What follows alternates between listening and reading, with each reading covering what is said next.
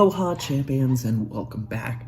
Today we're going to be continuing Chapter 5 of Ungifted by Gordon Korman.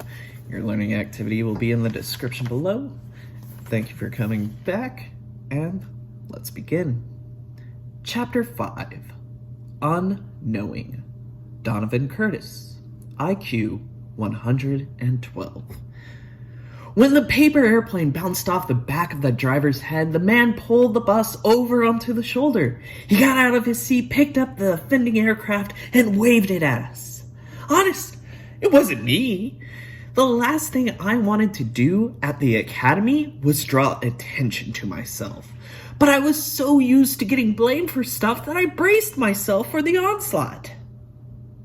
Interesting experiment, the driver said in an approving tone.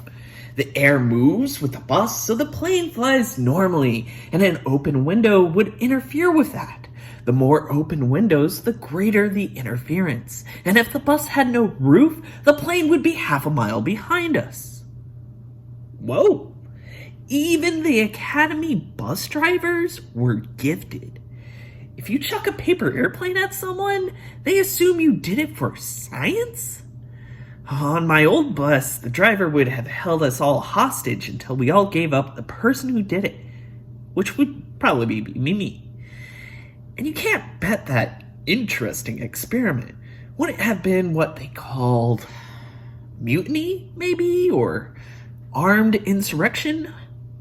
There was a smattering of applause as a seventh grader, flushed with triumph, reclaimed his plane, and we were underway again.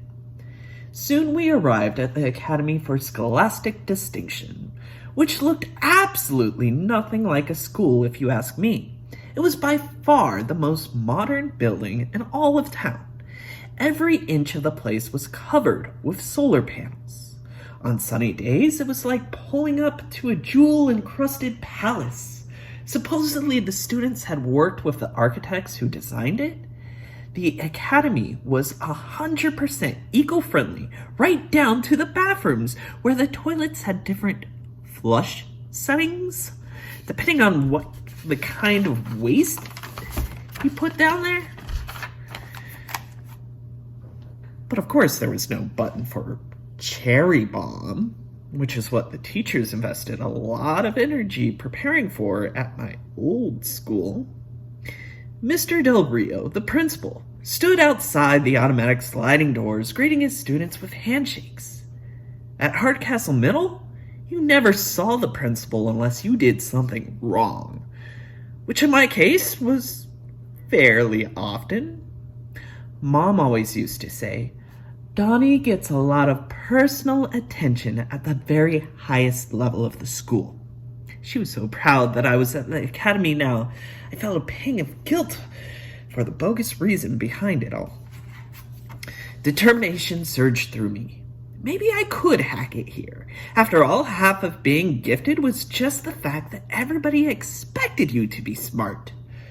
Like that seventh grader on the bus. No way was that any experiment. The guy made a paper airplane, and he couldn't resist flying it. Well, couldn't resist was practically my middle name. I wasn't that different from the academy kids. Obviously, I was never going to star at this place, but with hard work, a little bit of luck, and a lot of good acting, I might just be able to fake it. If x represents the vector of variables, b and c are vectors of known coefficients, and a is the matrix of coefficients, determine the maximum value of the objective function c to the power of t times x. I stared at the problem until my liquefied eyeballs were about to drip out of their sockets and roll down my cheeks. All around the bathroom, my classmates were working away, calculating and figuring. It went without saying that I couldn't do it. Man, I couldn't even read it. In the next row, Noah Euclid was scribbling away like it was the easiest thing in the world. Kid really was gifted. Although anybody who looked like Noah and wasn't gifted would have a genuine complaint. Picture a 4'11" praying mantis suffering from extreme malnutrition with a long nose and glasses that were last in style when President Truman wore them. As he plowed methodically through the page, I couldn't help noticing what a dark pencil he was using. The numbers really stood out against the bright white of the worksheet. Another thing about me, I have been blessed with exceptional peripheral vision. Well, what was I supposed to do? Sit there while the period ticked away? According to Ancestry.com, my great-great-great-uncle was a spotter during World War I. He floated over the battlefield in a hot air balloon and peered down onto the German trenches. Doesn't explain much about me, since he never tried to bungee jump out of that basket. But it was probably why it was so easy for me to copy the answers off of Noah's paper. I tried to get a few wrong, which was actually pretty tricky. I understood so little that it was impossible to know what a reasonable mistake might be. Even cheating was harder at this place. Noah scrambled up on scrawny legs and handed his paper to Miss Belquava. "I'm done." She glanced at it, then handed it back without so much as notation. "All right, Noah, do it properly this time." The praying mantis hunched a little farther forward. "I'm working to the best of my ability. It's not my fault this math is too hard. I'll never get it right." His lower lip quivered. The teacher nodded understandingly. "Poor you. It isn't easy to master calculus in middle school." "But this isn't calculus! It's linear programming," Noah blurted. "Everybody knows that."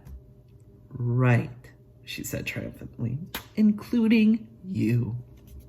She motioned him back toward his seat.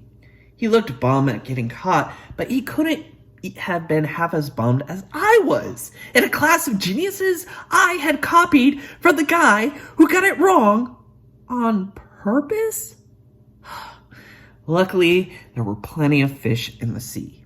I leaned a little closer to Abigail Lee, who was motoring through the assignment at almost Noah speed.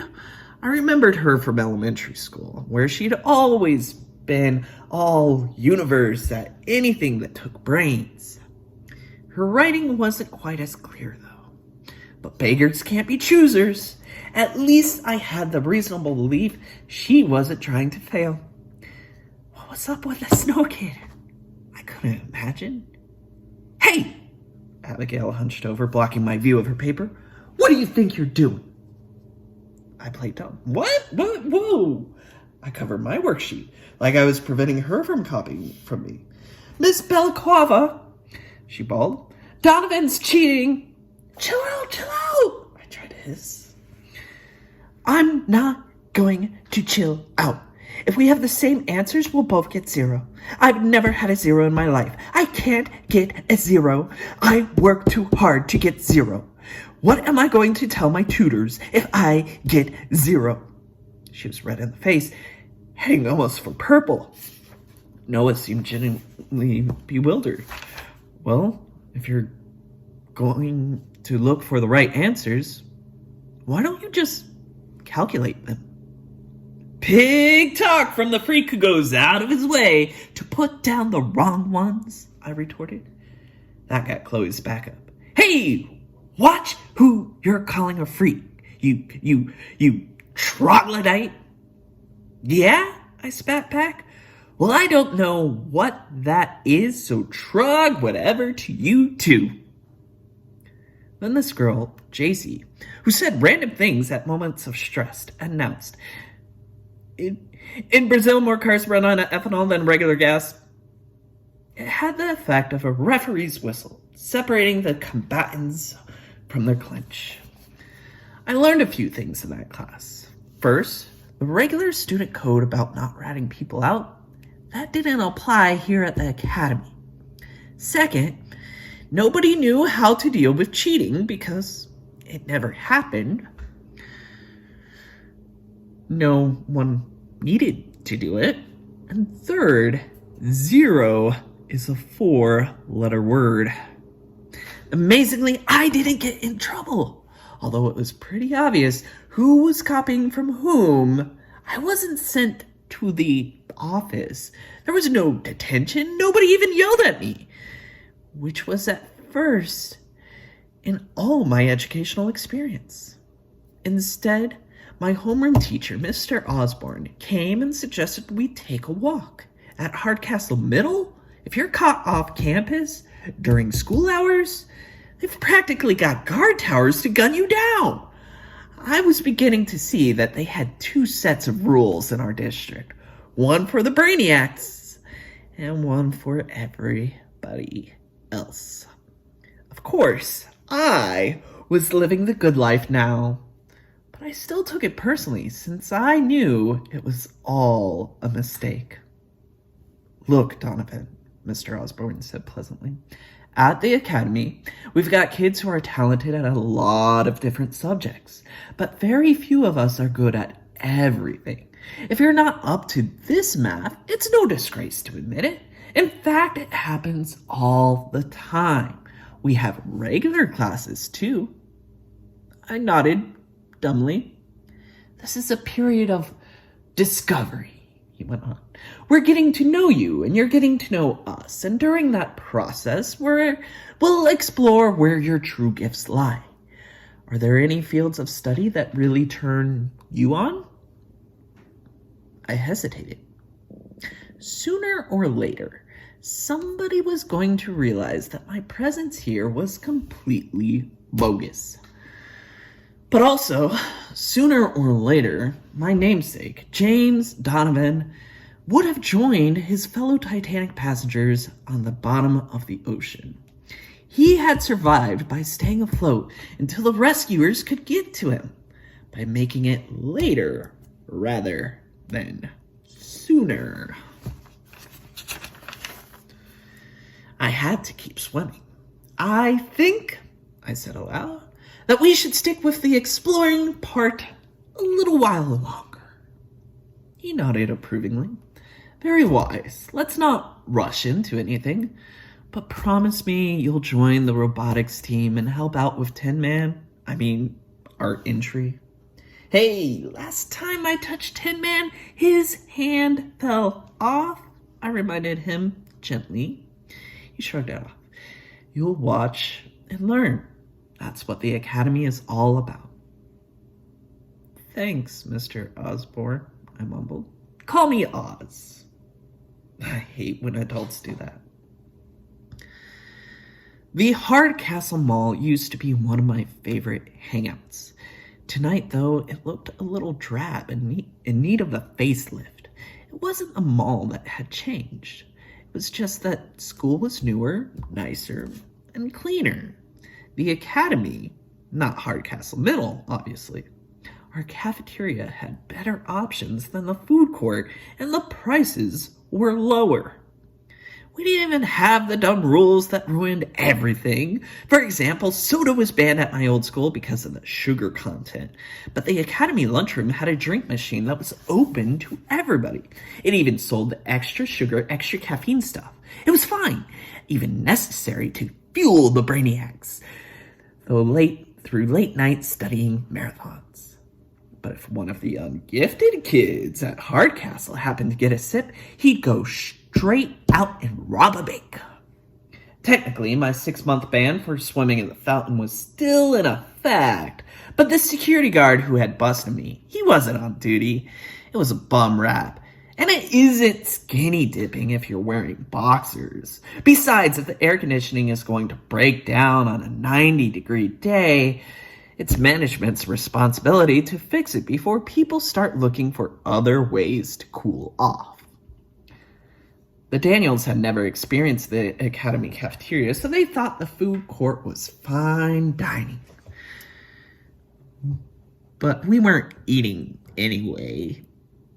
I was on a bench trying to ignore the Daniels' whooping and yipping designed to catch the attention of a couple of girls. Hey, do something funny, Donovan, Nussbaum urged. Chicks eat that stuff up. I glared at him. If you want to talk to Heather Mahoney, Why don't you walk over there? Because that would be lame, he explained reasonably. She has to come to me. Hey, jump in the fountain again, Sanderson urged me. That's an attention grabber. No, you jump in the fountain, I shot back. He grabbed me under the arms, but I disarmed him with a punch to the gut before Nussbaum could help him wrestle me into the water. It did the trick, though. Heather and her friend, Deidre, somebody, were ambling in our direction. Hi, Donovan, Heather addressed me. Haven't seen you for a few days. Were you sick? Donovan's a genius now, Sanderson supplied. He goes to the Gifted Academy. Really? Deidre was impressed. Don't you have to take a lot of tests for that? It's no big deal, I put in quickly, studying the floor. You're telling me, Nussbaum explained. You know how he got picked? He's only there because I stomped on his sneaker hard, silencing him before he could say any more. Donovan, came another voice. It took me a second to recognize her. It was Chloe from the academy. She said something to a middle-aged woman and headed toward our table. Who's that? Sanderson asked. She's in my homeroom, I replied. Nussbaum snickered. Nice lumberjack shirt. Funny. Surrounded by the kids at the academy, Chloe looked kind of good. Call it the Euclid factor. The Gifted crew wasn't exactly fashion week, yet next to Heather and Deirdre, you could tell she was out of her league. Those two wore skinny jeans and vintage t-shirts that were just, well, right. Chloe wasn't ugly or anything like that. In fact, she had a pretty face. But you had to concentrate to notice it. She wore no makeup, and her loose flannel shirt gave her a lumpy appearance. A huge button on her lapel declared, "That's okay, Pluto. I'm not a planet either." It clanked as she walked. I was surprised to see her at all outside of school. I always thought of her as one of those people who suddenly whooshes into being at the sound of the first bell in the morning and winks out again when the clock strikes 3:30. Hi, Donovan, she greeted me eagerly. Do you live around here? Hey, Chloe. She was looking expectantly at the others, so I semi-introduced them. Meet the guys? Hi, Chloe. Nussbaum stepped forward and pumped her hand. The grin on his face was barely this side of idiotic. How does it feel to have Donovan in the academy? I mean, is he gifted or what? I think it's or what, Sanderson said with a smirk. Chloe could tell that they were messing with her, but she had no idea how much. Donovan's cool, she offered tentatively. She turned back to me. Sorry about what happened in math today. How did it go with Oz? For some reason, I felt I had to defend myself. I never meant to cheat off Abigail. I mean, I was trying to cheat off of Noah. How was I supposed to know he puts down the wrong answers on purpose? I thought he was a big genius. He definitely doesn't feel the need to prove it, she replied with a sympathetic smile. Abigail's the opposite. If she ever brought home a B+, it would be the end of the world. She practically tore my head off. She is under a lot of pressure, Chloe explained. She does just about everything, and she's keeping half the tutors in town in business. She pushes herself pretty hard. I never thought the gifted kids had problems, mused Deirdre. It's those big brains, Nussbaum supplied wisely. It makes it the person top-heavy, out of balance like that Atlas statue. How crazy was that? Heather exclaimed. I was at the game. The girl at the end of my row was covered in broken glass. They still haven't found the guy who did it, Deirdre added. I heard it was an accident, I suggested, looking daggers at Nussbaum. Wear and tear on the statue. Can't be easy to hold up the weight of the world and the wind and rain year after year, especially when it's attached by only one bolt. One bolt? Chloe repeated dubiously. That's pretty shoddy engineering. We could put more thought in Tin Man's stress points. Tin Man? Sanderson echoed. Our class robot, I answered, and then I bit my tongue. I mean, the robot that happens to live in the homeroom that I got assigned to. It's your robot too, Chloe said generously. You're on the robotics team now. Maybe you'll put us over the top at the big meet. We've come in second to Cold Spring Harbor 3 years in a row. You could just see the Daniel swelling up with joy at this new information. Not only did I go to the nerd school, but I was on the robotics team, which was nerd squared. No way could I ever live this down. Only one lifetime.